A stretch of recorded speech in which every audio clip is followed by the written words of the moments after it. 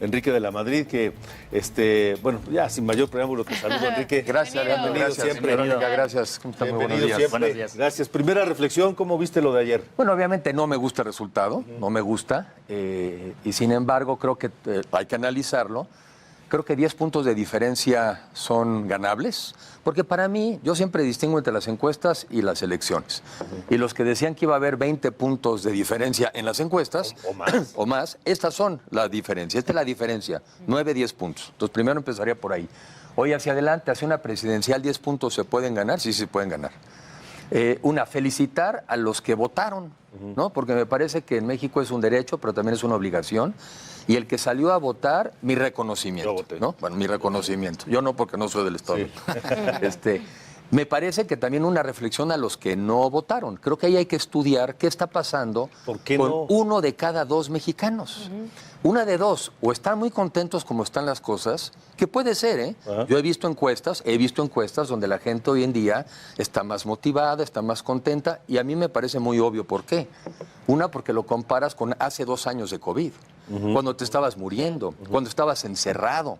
Entonces la visión de futuro del mexicano se hizo mucho más corta. Entonces hay gente que dice, estoy mejor. Y la otra también, hay programas sociales que para algunas personas han significado un apoyo. Pero para otros me parece que simplemente la política de hoy no entusiasma, no llama la atención. Entonces siguen siendo campañas tradicionales. Entonces, creo que ese es un tema muy importante estudiar hacia adelante. Porque si este nivel de abstencionismo es el que se presenta en la elección presidencial, pues entonces aquí está también el resultado que podemos tener. Fíjate que ahorita que hablas de esto del entusiasmo de las campañas, recuerdo 2, y la de Andrés Manuel López Obrador en 2018. Pero recuerdo la de Manuel J. Cloutier en el 88, que entusiasmó muchísimo, aunque ni siquiera ganó, ¿no? Y la de Vicente Fox en el año 2000. Claro. O sea, fueron 2 grandes candidatos que arrastraban masas. Tal vez es lo que necesitamos ver ahora, ¿no? 2 comentarios antes de eso, y creo que sí. Una es, yo quise comparar los del año los de la elección de hace 6 años con los de ahora. Esto es importante porque de aquí también podríamos decir, bueno, ¿la alianza tiene o no sentido? Sí, sí tiene. Primero, porque el PAN no perdió votos en la elección del Estado de México. El PAN no podría decir que a mí me va mal en alianza. No puede decir eso. El PRI perdió algunos, pero también es el desgaste normal del PRI. Importante, Morena no crece mucho. O sea, 6 años después, con la misma candidata y con todo el apoyo del gobierno federal, no crece mucho. Perdón, ¿quién le dio los votos? Cepeda. Cepeda hace 6 años ganó 1 millón de votos. Hoy no existe Cepeda, que era el candidato de MC, y casualmente, fíjate, las cifras son espectaculares. El Verde pasa de 70,000 votos a 600,000 votos. ¡Wow! ¡Qué buen trabajo ha hecho el Verde! Y también el PT pasa como de 65,000 a 400,000. Casi lo puedes cuadrar y son los votos que tenía Cepeda hace 6 años. Entre el Verde y PT. Entonces, perdónenme, lo digo con respeto, que no me digan que el MC no tomó ya partido. Y el partido es Morena. Una reflexión, sí tiene que ser un método, y me parece que algunos, y esa es mi posición, yo voy a exigir un método interesante, transparente, llamativo, que a los ciudadanos lo sientan propio. Aquí está el resultado de una política que no llama la atención. Y en el caso de la alianza, o vamos por un método así o no tenemos opción. Pero dicho en positivo, si vamos con un método así, claro que tenemos opción. Tenemos que aumentar el nivel de participación de los ciudadanos. ¿Se te ocurre alguna idea? ¿Tienes alguno? Claro, y las he estudiado de grupos que han hecho estas reflexiones y dicen, por ejemplo, bueno, pues que se inscriba el que quiera. No tienes que venir de un partido político para contender para la presidencia. Después, que haya un cierto criterio de depuración, de criba, le llaman algunos. Entre ellos también que haya debates, que la gente pueda calificar los debates, que pueda ir diciendo, oye, de este grupo que debatió, de este primer grupo, creo que esta persona sacó esta calificación, este otro viene la siguiente. Y así vas depurando personas para al final dejar un grupo donde la ciudadanía hasta incluso pudiera votar. A ver, perdón, estamos acostumbrados en el mundo de hoy a este tipo, por decirlo así, de concursos, ¿no?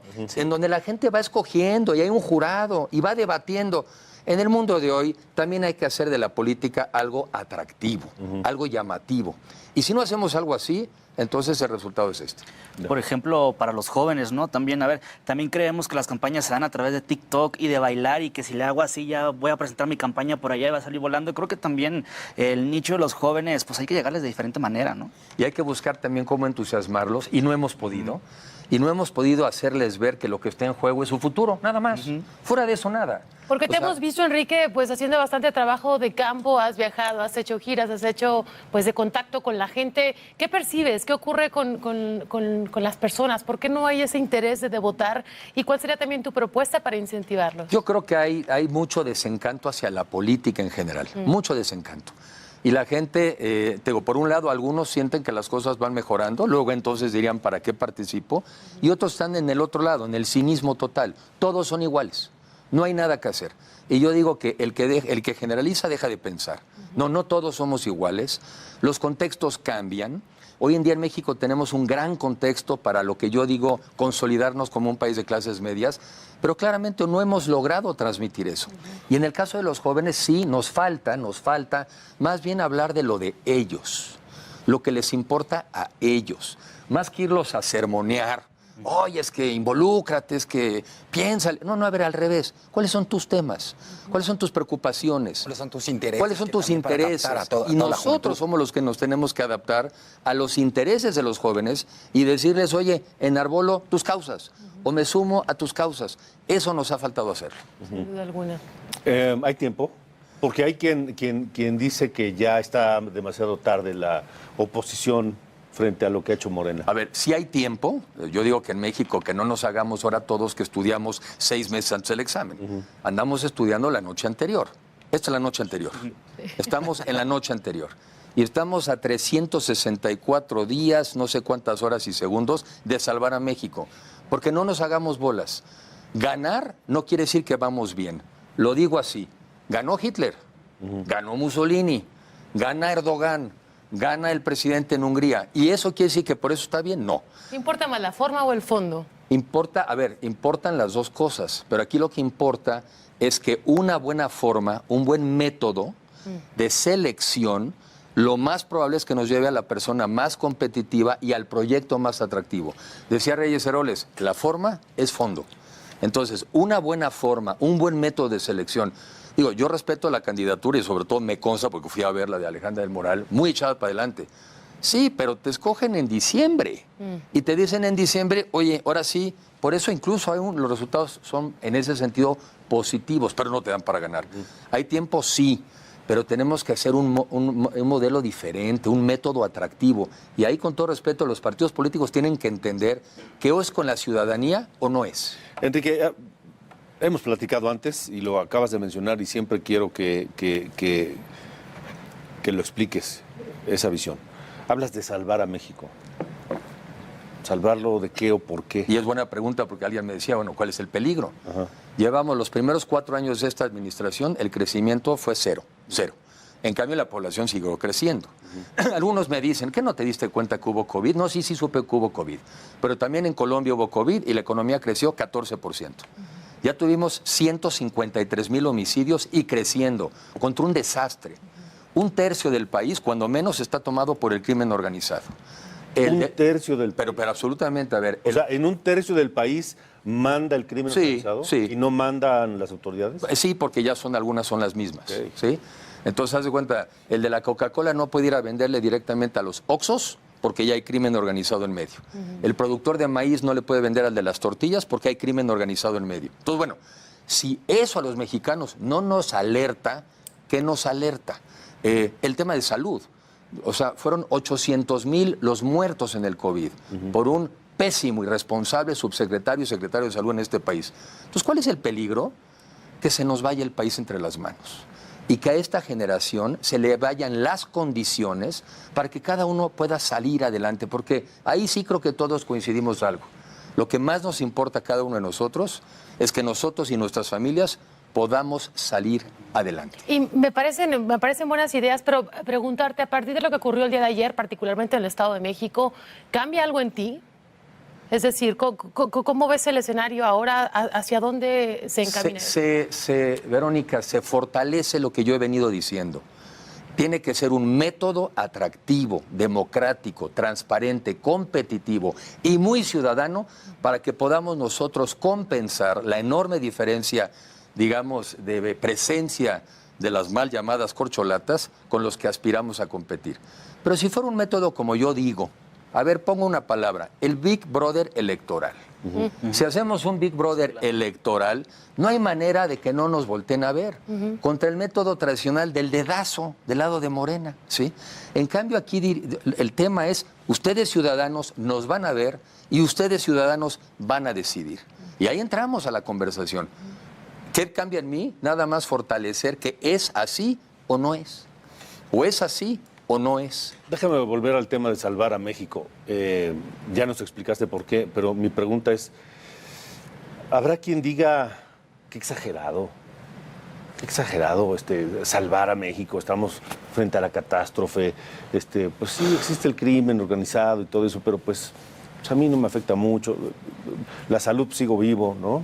A ver, y tiene razón, y para seguir un poco, yo creo que en la vida, los que estamos aquí en esta tierra, porque el que cree en otra vida, qué bueno, pero la que tenemos segura es esta, estamos aquí para también realizar nuestro potencial y ser quienes queramos ser. El mexicano es muy individualista, somos muy individualistas, pero perdemos de vista que para salir adelante necesitamos un contexto favorable. Siempre pongo el ejemplo, si naciste en Alemania, aunque seas de 8 de calificación, ya estás en Alemania. Tienes salud, tienes educación, tienes seguridad. En cambio, si te toca nacer ahí en un país africano muy amolado, aunque seas 10 de calificación. Entonces, el entorno importa. Entonces, ¿cómo no va a importarle a una familia saber que si tu hija sale en la noche, puede transitar tranquilamente y regresará viva? Sí. Oye, eso hoy no lo tenemos. ¿Cómo no nos va a importar que si eres un estudiante, sales de trabajar y vas a encontrar trabajo digno? Porque si no encuentras trabajo, entonces te sumas a las filas del crimen organizado. ¿Cómo no nos va a importar que se ha triplicado el número de mexicanos que son detenidos en la frontera tratando de emigrar? Y muchos de ellos son niños y niñas adolescentes no acompañados. ¿Cómo no te va a importar que vamos en 153,000 homicidios y contando?